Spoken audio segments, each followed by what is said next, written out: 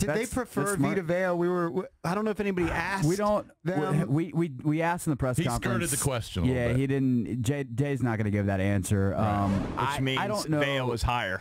I don't know. Probably. I mean, maybe. My understanding was that they thought of those guys in the relative same tier. Obviously, they had one ahead of the other, but I don't think there was a huge difference in there. I know there wasn't a huge difference in their eyes between those two.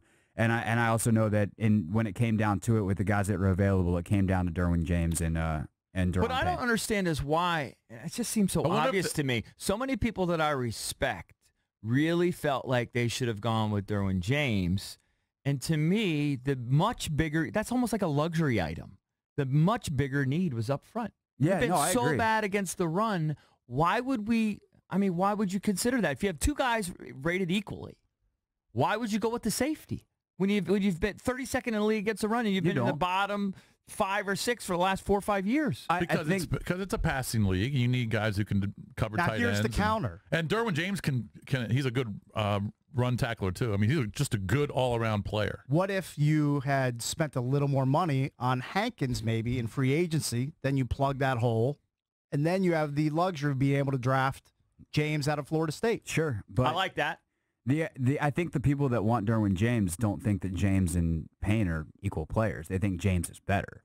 And the Redskins didn't see it that way. And by the way, I talked to another non-Redskin scout who said he's got him in the same tier as well. So this is not some unique opinion. That those guys are relatively equal. I think everyone thinks James is better because he was consistently mocked in the top 10. Everyone had him going 7 at Tampa. So it's like, oh my God, he's a top 10 player. And by the way, where did he end up going? Like 18 or 17? Yeah, I believe. 17, The league told you that Derwin James was not as good as the hype in terms of being a prospect. Now, at the same time, I think a lot of people think he's really good. The same scout that told me, James and Payne were in the same tier. I remember talking to him at the combine, and he's like, Derwin James is a stud. That dude's on the board. You take him.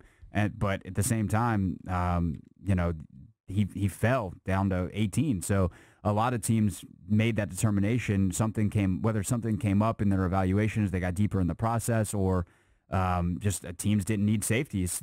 James winds up going farther down. In particular, the Redskins, you pointed this out on your Twitter account and social media, that it highlights how high they are on Monte Nicholson. They love the kid. And look, if you watch him last year, when he's on the field. If you watch him last year, you see why. The concern with Monte is just health. I mean, and it was going back to Michigan State. He was hurt at Michigan State. Nevertheless, last year only playing a couple of games, but man, when he was on the field, they were so different. I think he was as big of a loss as Jonathan Allen last year because he just covered so much, and also what he allowed DJ Swearinger to do in terms of just playing in the box on top of his own ability over the top. That kind of dual impact that he has on this defense is massive, and so having a guy like that is important. The thing is, they have it, and they just need to try to get Nicholson healthy as opposed to trying to replace him after one season. Yeah, that's kind of silly. Eric, you're right. I mean, they felt like that was the bigger need. Yeah. And that's why they went with Payne. I wonder if they would have taken Payne, even if Vea was available, if they would have taken Payne anyway, just because of the connection with Jonathan Allen and Ryan Anderson. I don't know if that comes into play at all. I mean, not really. I think they're going to take the guy they think is the better player. But they did watch tape of those guys playing together, though. Yeah, I mean, look, they noticed Payne last year when they studied Jonathan Allen and Ryan Anderson, which tells you something about how much that guy popped.